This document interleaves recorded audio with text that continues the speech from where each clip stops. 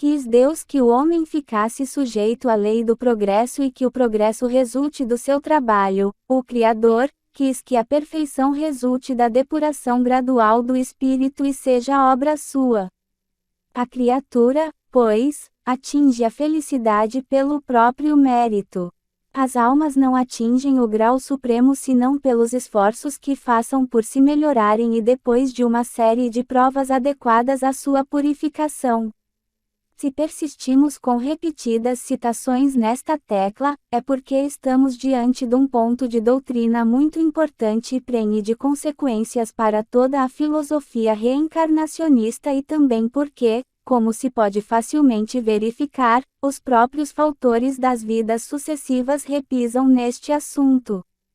Allan Kardec pensa mesmo que a doutrina da inevitabilidade da expiação própria é inexistente nas outras religiões e foi pela primeira vez apresentada pelo Espiritismo. A necessidade da reparação é um princípio de rigorosa justiça que se pode considerar verdadeira lei de reabilitação dos espíritos. Entretanto, essa doutrina, religião alguma ainda a proclamou. Imediatamente depois da morte a alma volve ao mundo dos espíritos, donde se apartara momentaneamente, conservando, porém, sua individualidade. Mas a separação entre alma e corpo não se realiza instantaneamente. Os laços que prendem a alma ao corpo não se rompem senão aos poucos, e tanto menos rapidamente quanto mais a vida foi material e sensual, podendo a separação durar, algumas vezes dias, semanas e até meses, coisa que se verifica particularmente com alguns suicidas. Desprendida do corpo, a alma não adquire logo a consciência de si mesma, mas, passa algum tempo em estado de perturbação, no momento da morte tudo se apresenta confuso, é-lhe preciso algum tempo para se reconhecer, se a conserva-se tonta, no estado do homem que sai de profundo sono e que procura compreender sua situação. Mas este tempo é muito variável, pode ser de algumas horas, como também de muitos meses e até de muitos anos. Depois de deixar o corpo a alma, vai perder-se na imensidade do infinito. Erra no espaço. É o que os reencarnacionistas denominam estado de erraticidade. No intervalo das encarnações a alma é um espírito errante. Estes intervalos podem durar, desde algumas horas até alguns milhares de séculos, dependendo isto geralmente do livre-arbítrio do próprio espírito. É desde já manifesto que este modo de conceber o estado e a atividade da alma depois da morte exclui a ideia muito corrente entre os cristãos de que nossa alma, depois da morte, deverá comparecer perante o tribunal de Deus para prestar contas de sua vida passada e ser julgada pelo divino juiz. Nota de rodapé.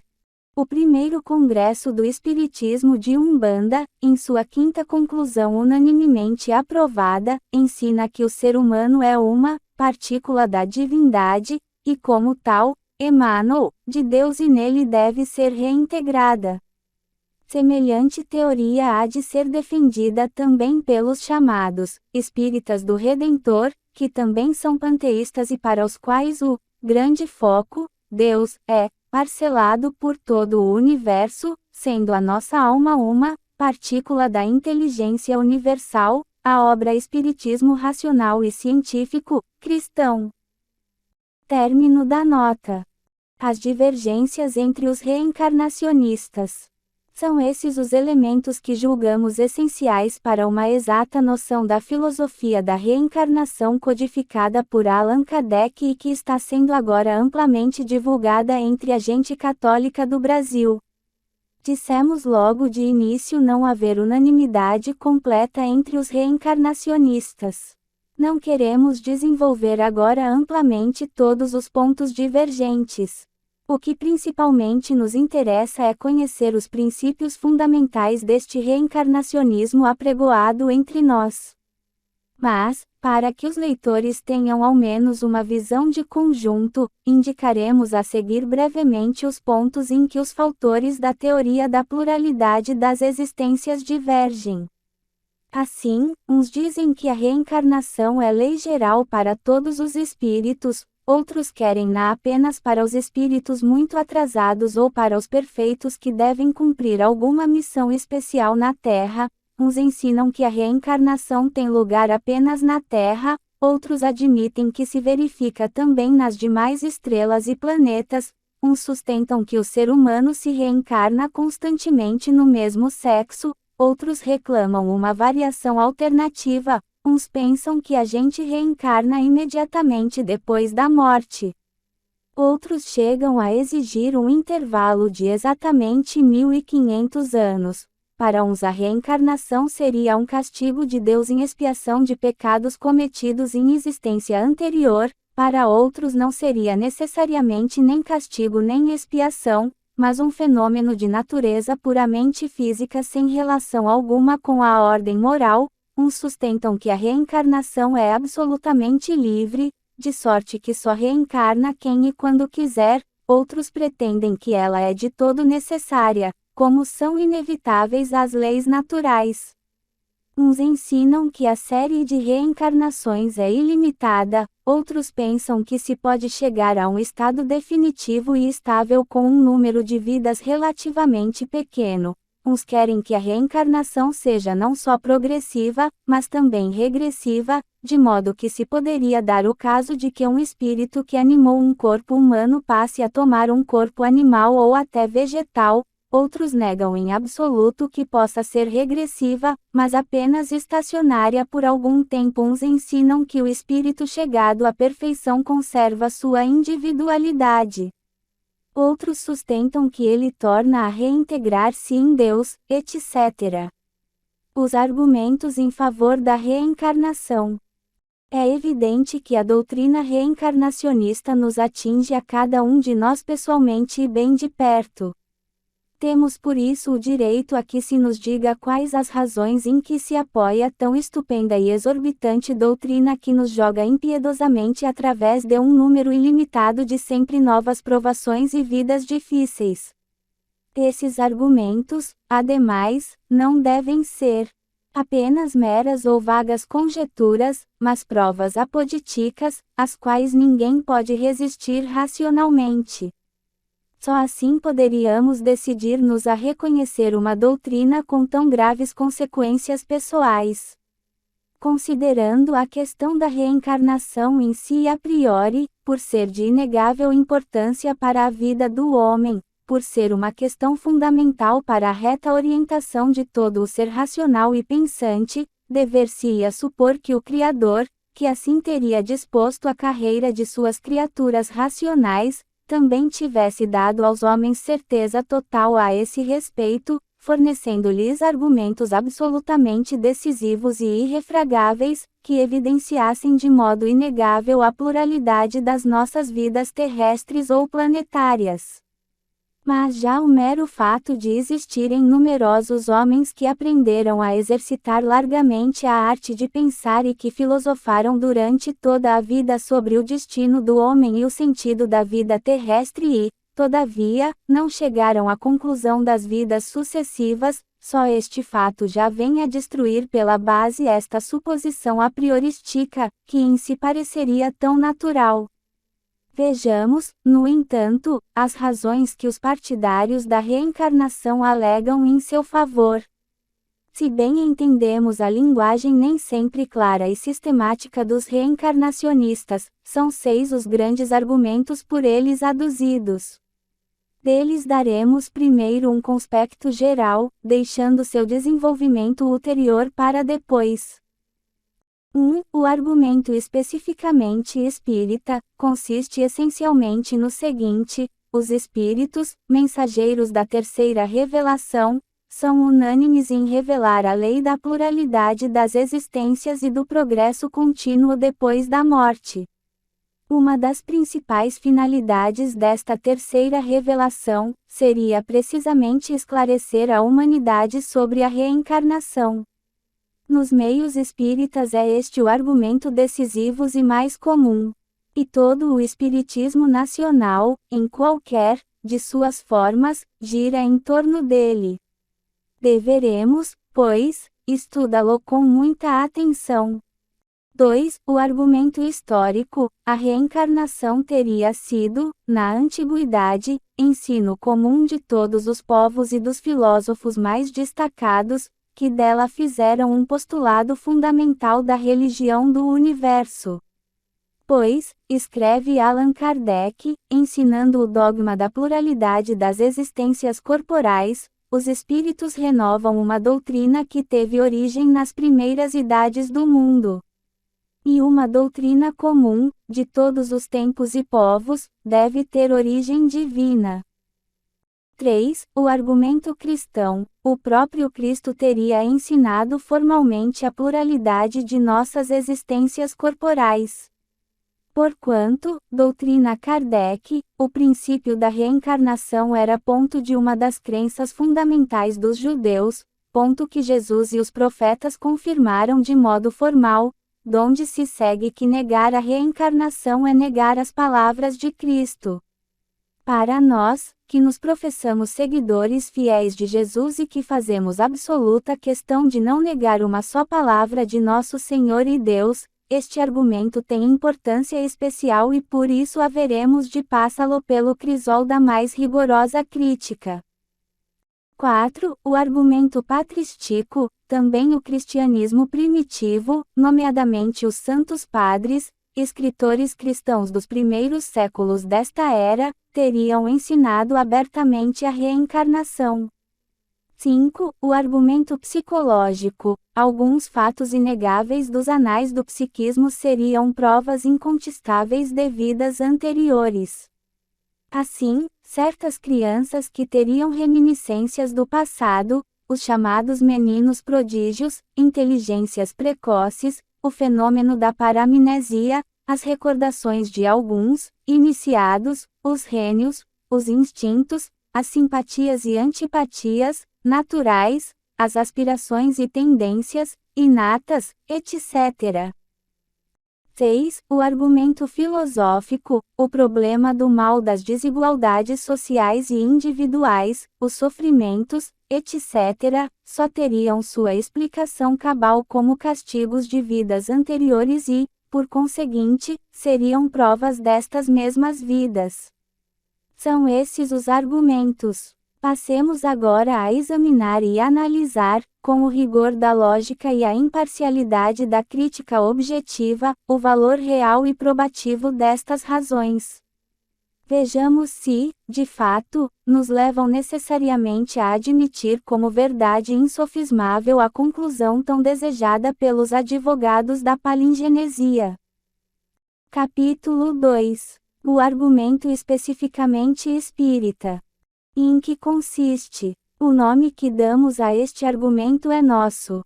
Mas não é arbitrário. Quando os reencarnacionistas dizem que a lei da pluralidade das existências foi revelada pelos espíritos, ou, pelo espiritismo, eles recorrem precisamente a este argumento.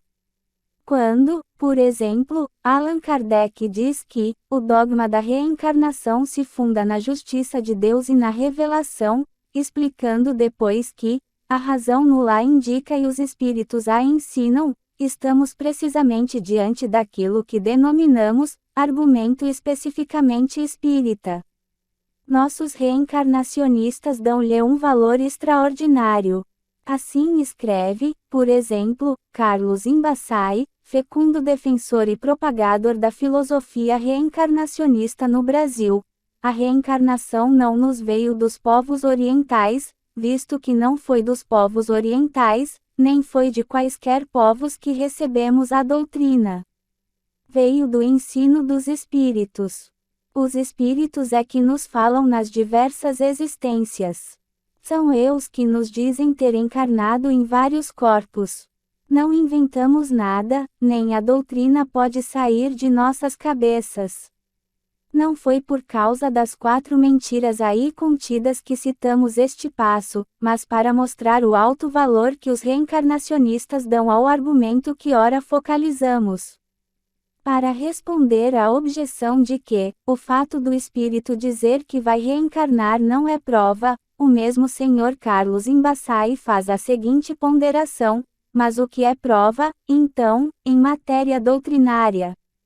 Serão as opiniões pessoais, a maneira especial por que cada um encara o assunto. Teríamos, então, os consequentes pontos de fé, os dogmas, os princípios sem base. O que forma a doutrina espírita não é a declaração de um espírito. Ela provém do ensino concordante, simultâneo, universal, que os espíritos nos trazem.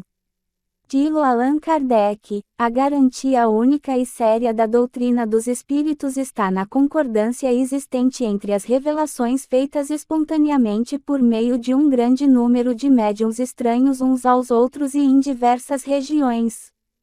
Imbassai continua seu comentário. A doutrina da reencarnação apresentada pelo codificador tem, pois, esta base: a concordância, a espontaneidade, a multiplicidade. E conclui: só pelo ensino espírita é que se conhece a doutrina espírita. Sem manifestação espírita não há espiritismo nenhum. Aí está a prova. Aí está também o espiritismo. Examinar a fundo o valor deste argumento seria investigar as bases de toda a doutrina espírita. Já fizemos este estudo, por isso contentamo-nos aqui com uma recapitulação sumária dos pontos principais. Pensamos poder resumir nossa crítica nos seguintes itens: princípios para uma sã crítica do argumento. 1. O argumento espírita, como, aliás, toda a doutrina espírita, depende das seguintes 4 questões.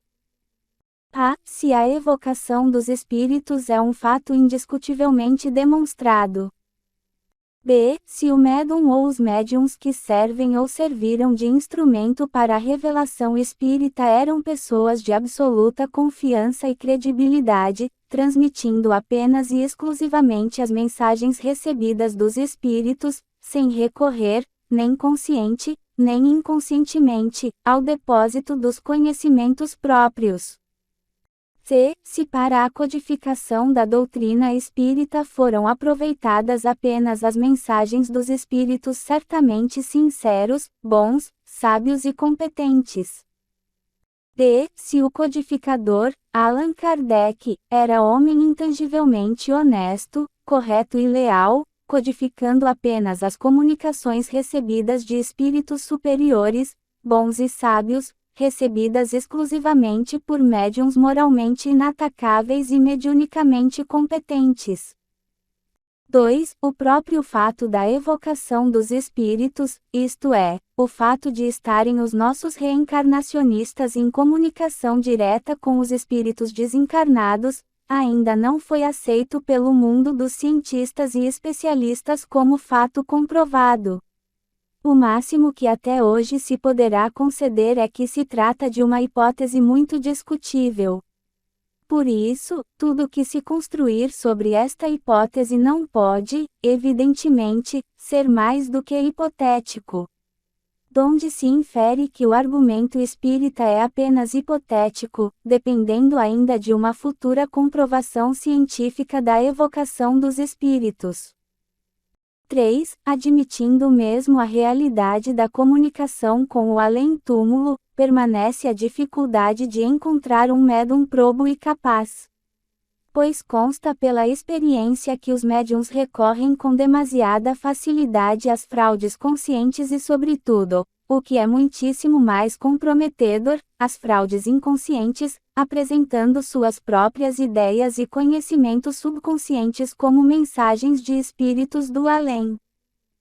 4. Suposto que os reencarnacionistas receberam de fato mensagens dos espíritos desencarnados, dado ainda que eles trabalharam apenas com médiuns absolutamente dignos de confiança e que transmitiram exclusiva e certamente comunicações de espíritos e não doutrinas hauridas do próprio inconsciente ou subconsciente, 2 suposições que ainda esperam documentação cientificamente aceitável, ficamos, todavia, com uma terceira dificuldade muito séria e que também compromete a aceitabilidade do argumento espírita.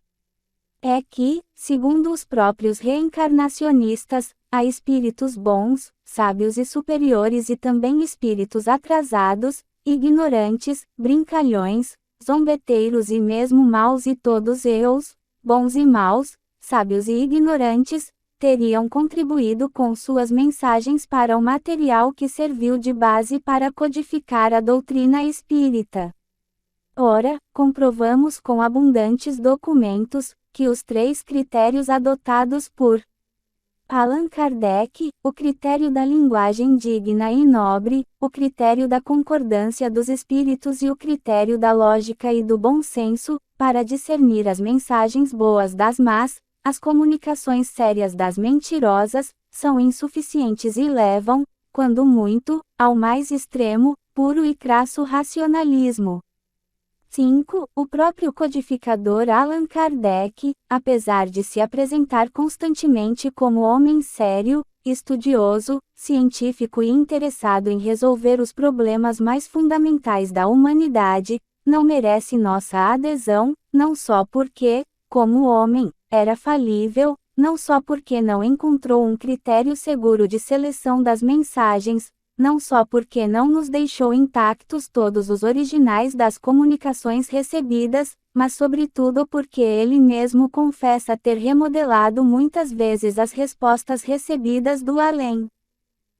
6. Os partidários das vidas sucessivas proclamam que uma doutrina só merece a qualificação de espírita, quando é ensinada concordemente pelos espíritos desencarnados. Allan Kardec insiste muito nesta condição.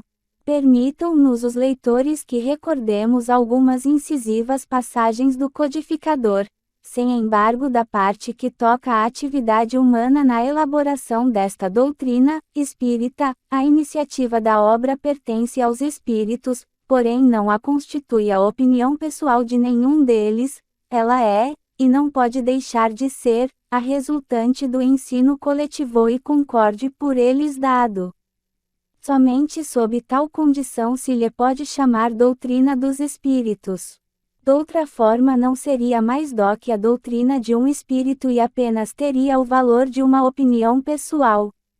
Aqui estamos, pois, diante de um ponto de capital importância para podermos avaliar o valor do argumento especificamente espírita. Só quando a coletividade dos espíritos concordemente ensinar certa doutrina, só então ela é e pode ser chamada espírita. Demos mais uma vez a palavra a Allan Kardec, para que este ponto fique bem claro. Generalidade e concordância no ensino, esse o caráter essencial da doutrina, a condição mesma da sua existência, donde resulta que todo princípio, que ainda não haja recebido a consagração do controle da generalidade, não pode ser considerado parte integrante dessa mesma doutrina. Será uma simples opinião isolada, da qual não pode o Espiritismo assumir a responsabilidade.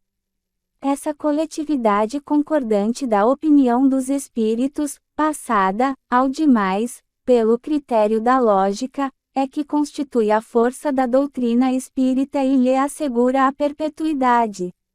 As palavras são de Kardec, os grifos, nossos.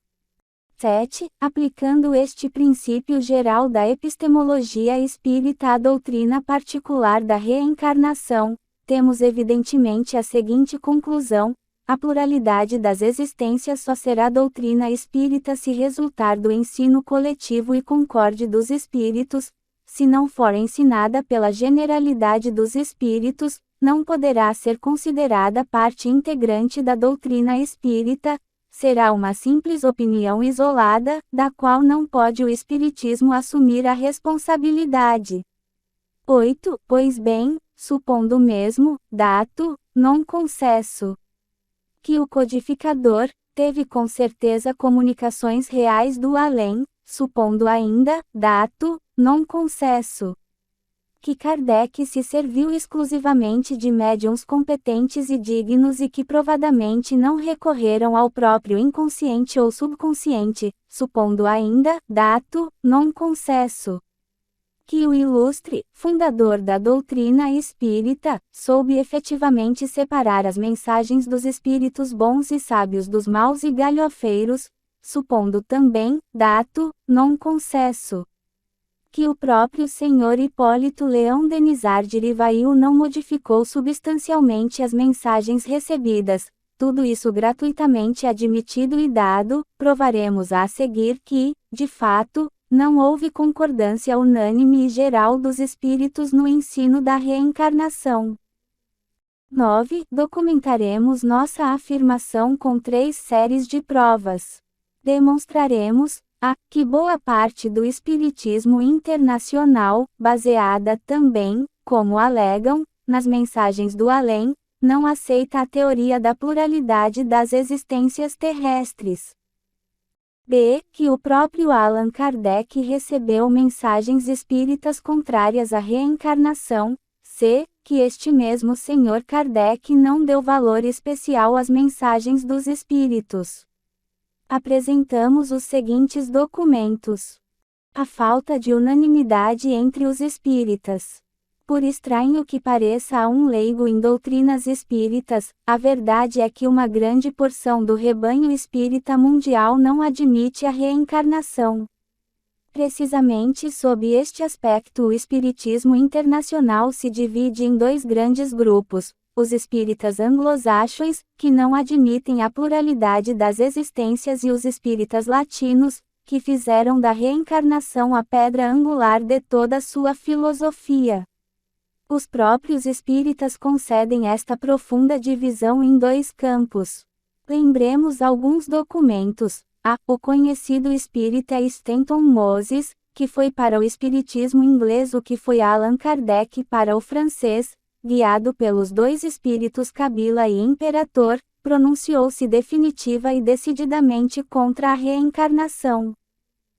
B. Outro famoso espírita inglês, Daniel Douglas Home, médium admirado por espíritas de todas as nações e que foi chamado por Conan Doyle, o maior dos missionários do espiritismo, declarou-se abertamente contrário à doutrina reencarnacionista proposta por Kardec. Em sua obra Lights and Shadows of Spiritualism, 1877, página 224, diz até que Allan Kardec não era médium, nem soube servir-se bem dos médiuns e por isso tudo quanto deixou escrito em O Livro dos Espíritos não tem valor nenhum, porquanto reflete não a doutrina dos espíritos, mas seu próprio pensamento consciente ou subconsciente. O mais curioso, entretanto, é que o principal argumento de Daniel Home é uma espécie de retratação feita pelo próprio Kardec no instante de sua morte. Home afirma, com efeito, ter recebido telepaticamente, em presença do Conde de Dunhaven, uma mensagem de cuja autenticidade não pode duvidar, na qual o mesmíssimo Kardec, ao entrar no outro mundo, teria dito textualmente: arrependo-me de ter ensinado a doutrina espírita. Aduz, em seguida, Home, vários argumentos para provar a autenticidade desta mensagem telepática. C. Guilherme Ovitt, em seu tempo reputado líder do espiritismo inglês, condenou a teoria da reencarnação em termos veementes. E o autor da introdução ao estudo da doutrina espírita acrescenta: quase todos os espíritas do mundo anglo-saxônio receberam mal o Livro dos Espíritos. Os periódicos usavam de certa linguagem, às vezes violenta, contra os ensinos que Kardec anunciara, principalmente quanto ao que chamavam dogma da reencarnação. D. O antagonismo entre os espíritas tornou-se particularmente notável no Congresso Espírita Internacional de Liege, 26-29 de agosto de 1923. Foi aí que M. D'Urville levantou a seguinte questão filosófica: em geral se diz que a reencarnação é uma lei graças à qual o espírito evolui, se eleva, expiando as faltas cometidas em existências anteriores. Agora, o que eu queria saber é o seguinte: porque o espírito teria necessidade da matéria para evoluir e elevar-se, falo do espírito consciente, e sobretudo como pode ser admitido por alguns que, não havendo recordação do passado, seja possível uma expiação. Esta última dificuldade sempre chamou a minha atenção. Se não a recordação, isto é, se o eu consciente passado não existe, então o eu atual de fato não tem relação nenhuma com o passado e, por conseguinte, não pode expiar. Comentando a questão levantada por Droville, outro espírita, o Sr. Adragon, respondeu no mesmo congresso: posso dizer que a reencarnação, tal como tem sido exposta até agora, não passa de teoria boa para crianças de escola primária. Ultimamente, nas sociedades sábias, manifestem-me contra esta filosofia, dizendo que a reencarnação não é mais do que uma metáfora que jamais foi entendida por ninguém. E digo ainda, é impossível compreendê-la, enquanto não soubermos o que é o subconsciente do homem, visto que o subconsciente, a natureza da alma humana e a reencarnação estão relacionados entre si e só podem ser explicados conjuntamente, pois separadamente são incompreensíveis. Mas o 5º Congresso Internacional de Espiritismo, Barcelona, 1934, manifestou de modo mais oficial e evidente a profunda cisão nos meios espíritas internacionais. Transcrevemos o original da última conclusão, aprovada pela secção de filosofia do mencionado Congresso, previstas as diferenças, por ora irredutíveis, entre aqueles que consideram a reencarnação como um processo necessário para a evolução e entre aqueles que acreditam que a evolução pode ser efetivada sem esse processo, foi aprovada transacionalmente como prova de todas as seguintes conclusões.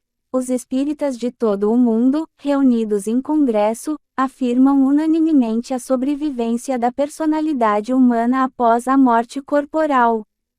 Considere-o cientificamente comprovado como fato.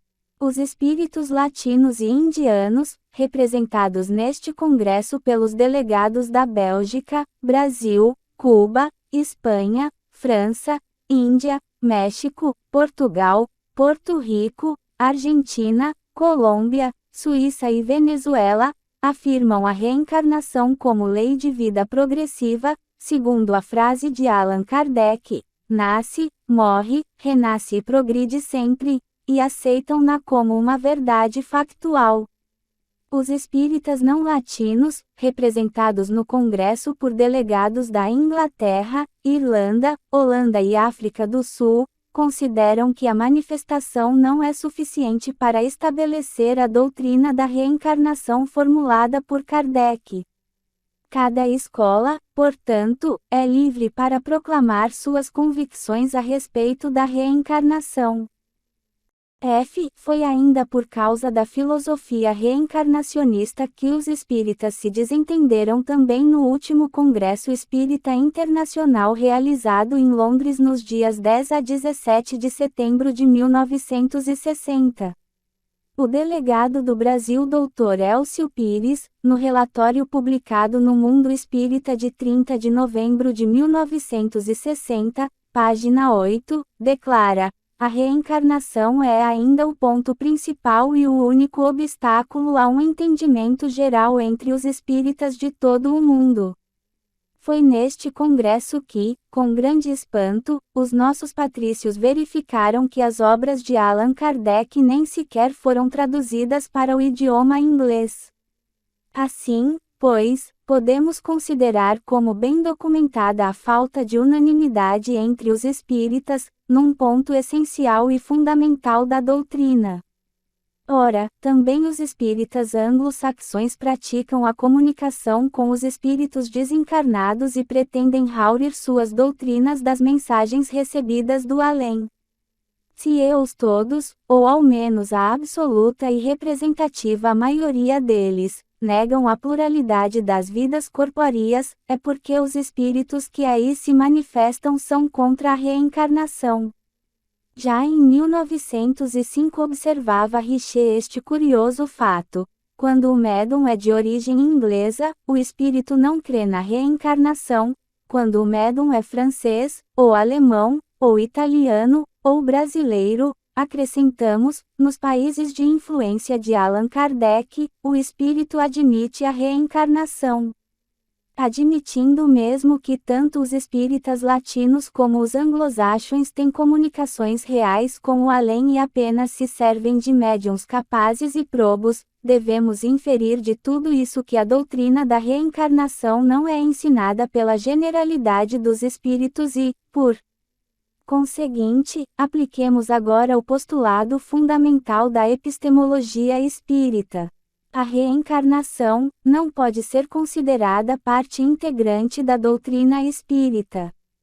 Se é verdade que a doutrina espírita deve provir, como ensina Carlos Imbassai, do ensino concordante, simultâneo, universal, que os espíritos nos trazem por médiuns diferentes, então deve ser verdade também que a reencarnação não é doutrina espírita, já que não foi ensinada nem concordemente, nem simultaneamente, nem universalmente pelos espíritos desencarnados.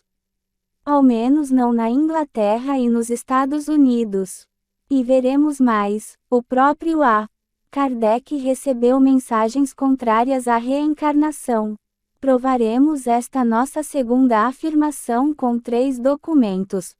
Em O Livro dos Espíritos, capítulo 5, número 222, página 139, Allan Kardec fala da pluralidade das existências, e escreve incidentalmente o seguinte: talvez fosse aqui o caso de examinarmos por que os espíritos não parecem todos de acordo sobre esta questão.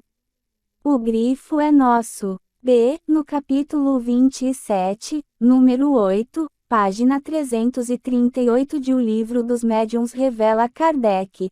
De todas as contradições que se notam nas comunicações dos espíritos, uma das mais frisantes é a que diz respeito à reencarnação. Se a reencarnação é uma necessidade da vida espírita, como se explica que nem todos os espíritos a ensinam? O grifo é nosso. A pergunta de Kardec é dirigida diretamente ao Espírito da Verdade, prometido por Cristo e com quem o ditoso Allan Kardec pretendia estar em habitual contato. Temos, portanto, que o próprio codificador do Espiritismo concede que, nem todos os espíritos ensinam a reencarnação. Por conseguinte, a reencarnação não possui aquele imprescindível caráter essencial da doutrina espírita, que consiste, como vimos, na generalidade e concordância no ensino e nem é a resultante do ensino coletivo e concorde dado pelos espíritos. Portanto, sempre segundo os postulados teóricos decodificador, esta teoria não pode ser considerada parte integrante da doutrina espírita, mas será apenas uma simples opinião isolada, da qual não pode o espiritismo assumir a responsabilidade. C. O espírita Aksakoff pôs em dúvida a seriedade científica e a própria lealdade e sinceridade de Allan Kardec, quando escreveu: vê-se claramente que a propagação dessa doutrina reencarnacionista, por Allan Kardec, foi assunto de sua maior predileção. A reencarnação não está em seus livros como tema de estudo, mas como dogma.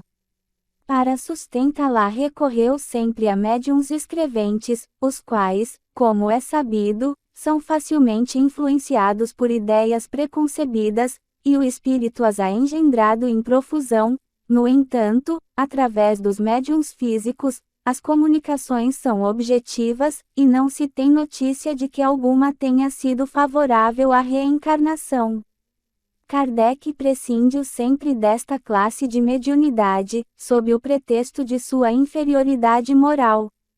Os poucos médiuns físicos, franceses, que desenvolveram as suas faculdades, apesar de Kardec, jamais foram por ele mencionados, ao contrário, permaneceram desconhecidos aos espíritas, só porque em suas comunicações não sustentavam a doutrina da reencarnação. A acusação é grave e não reclama maiores esclarecimentos. Aliás, o codificador do Espiritismo nem sequer deu tão decisiva importância às mensagens espíritas. Leia-se com atenção o seguinte. Allan Kardec julga-se superior aos espíritos. No capítulo 5 de O Livro dos Espíritos, número 222, páginas 138 a 148, Allan Kardec intercala considerações próprias, não recebidas dos espíritos, sobre a reencarnação. Abstraindo de qualquer comunicação espírita, quer examinar, apenas os motivos da razão pró ou contra a pluralidade das existências. Na página 147 conclui suas considerações com palavras notáveis e que bem revelam a mentalidade do autor.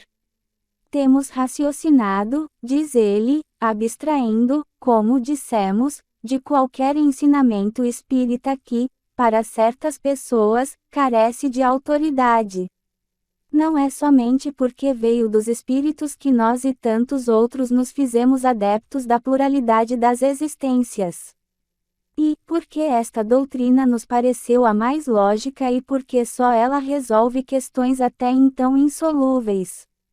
O grifo é nosso. Destacamos estas palavras porque elas nos dizem que Allan Kardec é reencarnacionista não porque os espíritos revelaram, mas por razões de ordem filosófica. Estas e não o valor dos espíritos é que decidiram o codificador a aceitar a reencarnação.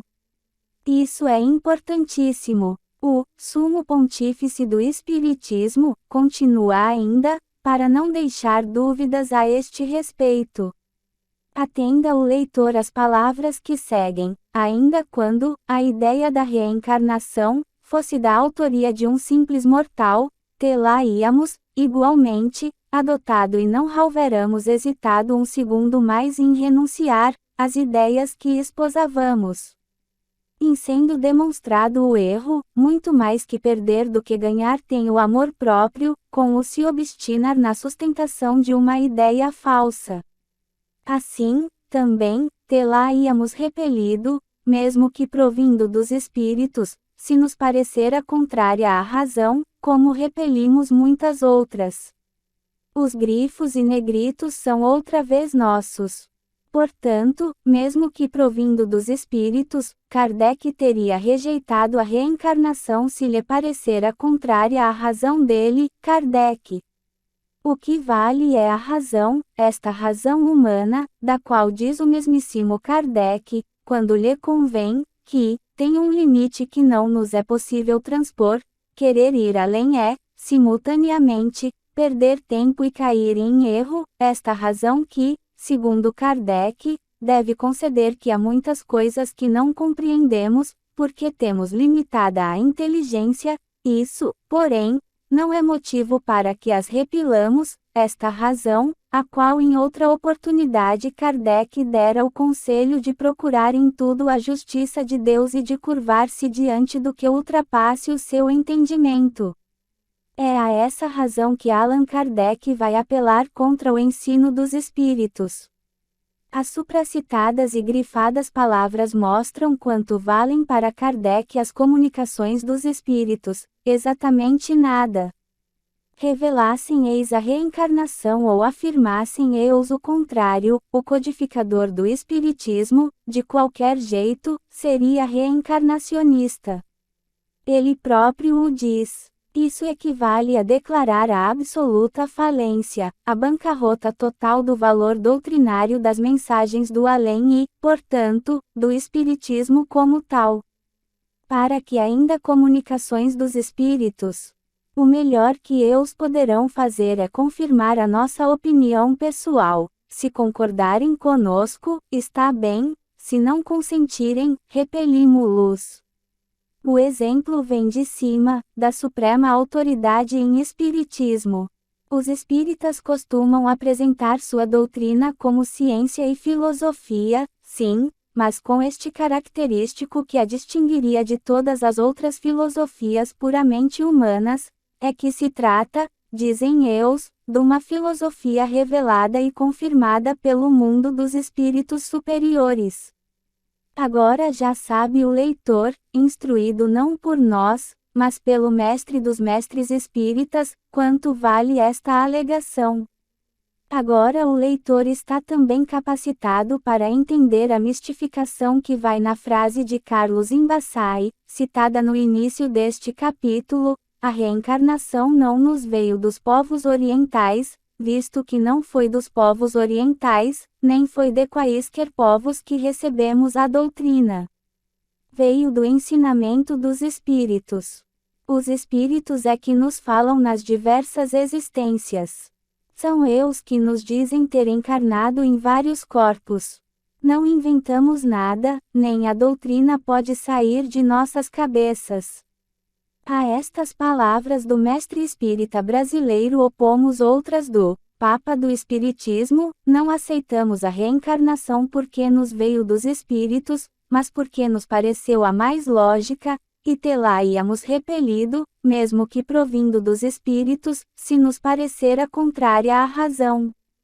E, de fato, o Sr. Leão Hipólito Denizar de Rivail, aliás Allan Kardec, inspirou-se muito mais nos espíritos encarnados que nos desencarnados, para descobrir a reencarnação. As ideias reencarnacionistas surgiram pela primeira vez na França pelos anos 1830 a 1848, em certos ambientes socialistas e intimamente vinculados com os princípios do evolucionismo então em moda. Seus primeiros fautores foram Charles Fourier e Pierre Leroux, ambos socialistas, que recorreram à ideia da pluralidade das existências, precisamente para explicar assim o problema das desigualdades sociais. Este argumento será depois, nas obras de Kardec, o mais forte e é ainda hoje, entre os espíritas, o mais frequentemente invocado para demonstrar a realidade das reencarnações. Ora, foi deste ambiente socialista que saíram os primeiros adeptos do movimento espírita francês. René Guénon mostra isso nas páginas 31 a 39 de seu estudo O em Spirit, Paris 1952, e nas páginas 116. Do Le Théosophisme. No ano de 1854, quando Kardec tomava os primeiros contatos com as mesas girantes, foram publicados mais 2 livros reencarnacionistas, Terre et Ciel de Jean Reynaud e Pluralité des Existences de Iame de Apesani. Assim, 2 anos depois da publicação de O Livro dos Espíritos, em 1859, observava o Dr. de Chambry na Gazette hebdomadaire de Médecine et de Chirurgie, num artigo sobre La Doctrine Spirit, que os instrutores invisíveis do Sr. Kardec não tinham necessidade de conversar nos ares com o espírito de Porfírio, bastava-lhes conversar por alguns instantes com o Sr. Pedro Leroux, mais fácil de encontrar, ou ainda com o Sr. Fourier, que com muito prazer lhes teria ensinado que nossa alma revestira um corpo cada vez mais etéreo à medida que for passando pelas 800 existências.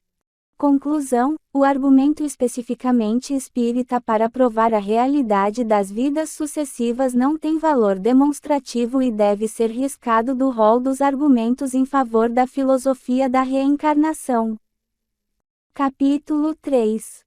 O argumento histórico. Exposição do argumento. Quando Allan Kardec escreveu que a reencarnação é uma das mais importantes leis reveladas pelo Espiritismo, ele proferiu uma colossal mentira. Já o verificamos. E veremos agora que ele pronunciou outra inverdade de igual calibre nas seguintes palavras: ensinando o dogma da pluralidade das existências corporais, os espíritos renovam uma doutrina que teve origem nas primeiras idades do mundo. O mesmo Sr. Carlos Imbassai que categoricamente nos quis convencer que a reencarnação não nos veio dos povos orientais, visto que não foi dos povos orientais, nem foi de quaisquer povos que recebemos a doutrina, mas que ela, veio do ensino dos Espíritos. 3 nem 20 páginas adiante vai sustentar não menos peremptoriamente que esta doutrina não só floresceu na Índia, portanto entre os povos orientais, mas, existiu de todos os tempos, em todas as regiões e em todas as seitas. Na página 202 deste mesmo livro, outro reencarnacionista, amigo de Embassai, o Sr. Mário Cavalcante de Melo, defende o seguinte: por mais longe que possamos sondar o passado, aí encontraremos o princípio das reencarnações como base de fé. E depois informa, os caldeus, os hebreus, Jesus Cristo, e os primeiros cristãos, os filósofos gregos, Pitágoras, Esopo, Platão, Aristóteles, os pais da Igreja, Orígenes, Clemente de Alexandria a tinham escrito como postulado fundamental da religião do universo. Saiu fora de forma, apenas, o catolicismo, que, para assegurar à Igreja a dominação, substituiu a palingenesia por uma vida única, acrescida da legenda do céu e do inferno para coroamento. Isto se deu no ano de 533, no concílio realizado em Constantinopla. Foi nesta data que a Igreja cometeu essa imprudência. A Índia, o Tibete, o Mongol, a Pérsia, a China, o Egito, todos povos isolados uns dos outros, professavam a mesma crença. Eis aí, numa só tirada, muita afirmação do insigne discípulo de Voltaire e Leon Denis. Tudo isso merece detido exame. Mas a afirmação relativa a Jesus Cristo será examinada separadamente no próximo capítulo, e o que se diz dos primeiros cristãos, dos pais da Igreja, de Orígenes e Clemente de Alexandria e do catolicismo em geral, será assunto para o capítulo subsequente. Pois não nos podemos conformar com a impossível mistura feita pelo citado autor. Semelhantes afirmações são repetidas pelos demais defensores das vidas sucessivas. Assim, para darmos mais um exemplo, também o Sr. Campos Vergai, deputado federal pelo Estado de São Paulo, insiste neste argumento. Podemos assegurar, escreve ele, que a ideia da pluralidade das existências foi sempre o farol orientador de toda a antiguidade espiritualizada. Nunca se eclipsou em qualquer religião. Suspeitamos que todos eles foram inspirar-se principalmente em Leon Denis, depois da morte e em outras obras do mesmo autor francês. Ora, argumentam os defensores das vidas sucessivas com Allan Kardec, a ancianidade e a universidade da doutrina da metempsicose e, bem assim, a circunstância de a terem professado homens eminentes, provam que o princípio da reencarnação se radica na própria natureza.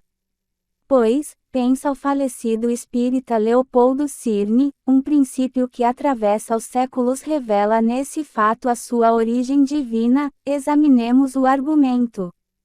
Detenhamo-nos um pouco nas primeiras idades do mundo, a ver se em todos os tempos, em todas as regiões e em todas as seitas, a ideia da pluralidade das existências era de fato um postulado tão geral e antigo como os modernos reencarnacionistas nos querem fazer crer.